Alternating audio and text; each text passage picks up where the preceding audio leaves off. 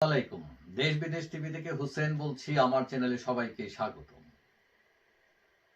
বাংলাদেশে রাজনীতিতে আওয়ামী লীগ বিএনপি মোটামুটি সবসময় বিরোধী থাকে। তারা মানে কেউ কাউকে দেখতে পারে না। আবার এমন ইতিহাসও আছে যে আওয়ামী লীগ বিএনপি 90-র দশকে একসাথে আন্দোলন করেছে, স্বৈরাচার বিরোধী আন্দোলন।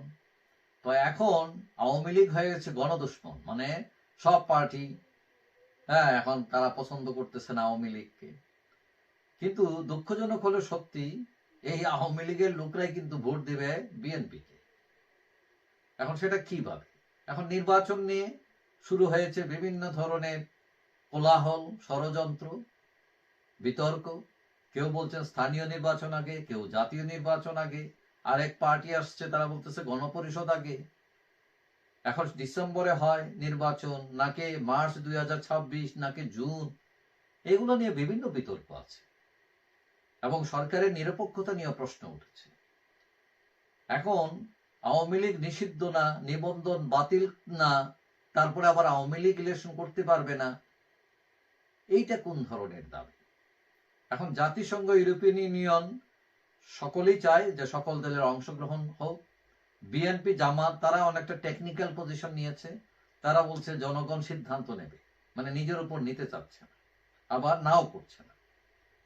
এখন ধারণা করছেন কেউ কেউ যে নিবন্ধন বাতিল হতে পারে, আওয়ামী লীগ নির্বাচন না করতে পারে, তাকে সুযোগ দেওয়া নাও হতে পারে। আবার কেউ কেউ বলছেন যে আওয়ামী লীগের লোকদেরকে নির্বাচনের আগেই তাদেরকে জেল জরিমানা দিয়ে নির্বাচন থেকে আউট করে ফেলা হবে, যারা এক ক্যাটাগরির নেতা আছেন, যার ফলে তারা যাতে খুব বড় সাফল্য দেখাতে না পারে এবং শেষের দিকে তাদেরকে নির্বাচনে যেতে দিবে হয়তো। কিন্তু এখন যে অবস্থা তাতে বোঝা যাচ্ছে যে আওয়ামী লীগ নির্বাচনে যেতে পারবে না, সামহাও তাকে আটকানো হবে। এখন এখানে দুইটা পথ আছে। একটা, আওয়ামী লীগের লোকজন স্বতন্ত্রভাবে নির্বাচন করবে, আর যদি নির্বাচন না করে সেটা, তাহলে আওয়ামী লীগের লোকজন কাদের ভোট দেবে, দল কোন নির্দেশনা দিবে, কাকে ভোট দিতে বলবে। একটা হলো হয়তো তারা অনেকেই কেন্দ্রে যাবেন না, নির্বাচনে ভোট দিতে যাবেন না, আর যদি ভোট দিতে যান তাহলে তারা দেখবেন তাদের বড় শত্রুকে ছোট শত্রুকে।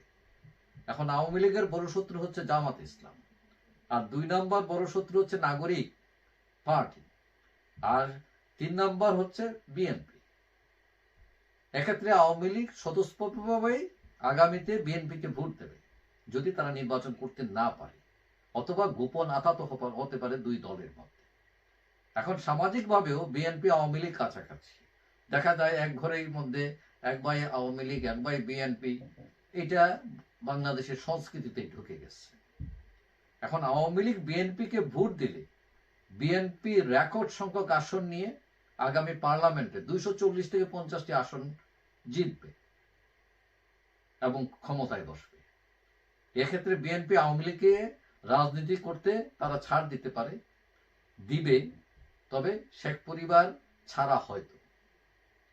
এখন রাজনৈতিক মেরুকরণে বিএনপি আওয়ামী লীগ বন্ধ হলে আশ্চর্য হবার কিছু নেই, হতেই পারে, রাজনীতিতে শেষ কথা বলে কিছুই নেই। তবে এখন যে পরিস্থিতি, আওয়ামী লীগ নির্বাচনে যেতে পারবে না এটাই বোঝা যাচ্ছে, এবং বিএনপি আওয়ামী লীগের সমর্থন নিয়ে ক্ষমতায় যাবে এবং পরবর্তীতে আওয়ামী লীগ রাজনীতিতে ইন করবে। তবে শেখ পরিবার করতে পারবে কি পারবে না এখানে সন্দেহ আছে। যাই হোক, সবাই ভালো থাকবেন। আশা করি দেখা হবে অন্য কোনো ভিডিওতে ইনশাআল্লাহ। আল্লাহ।